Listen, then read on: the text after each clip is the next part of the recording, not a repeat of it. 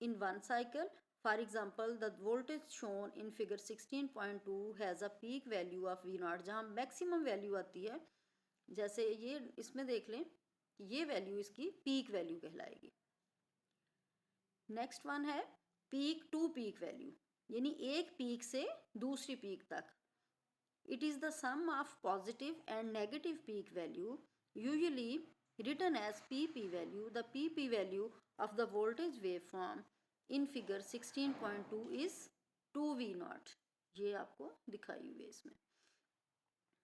ये छोटी छोटी डेफिनेशंस या कुछ आपकी समझ के लिए पॉइंट्स हैं। रूट मीन स्क्वायर वैल्यू, अब इनको इफेक्टिव वैल्यूज भी कहते हैं। If we connect an ordinary DC ammeter to measure alternating current, it would measure its value as averaged over a cycle. It can be seen in the figure 16.2 that the average value of current and voltage over a cycle is 0. आपने देखा है ना कि जितना part ये wave का ऊपर है मीन पोजीशन से, उतना ही नीचे है। तो इस तरह अगर हम इसका एवरेज लें तो वो हमारे पास 0 आ जाता है।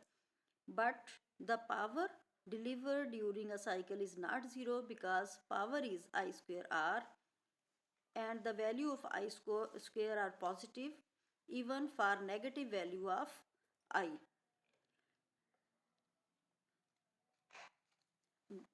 Thus the average value of I square is not 0 and is called the mean square current. The alternating current over voltage is actually measured by square root of its mean square value known as root mean square value.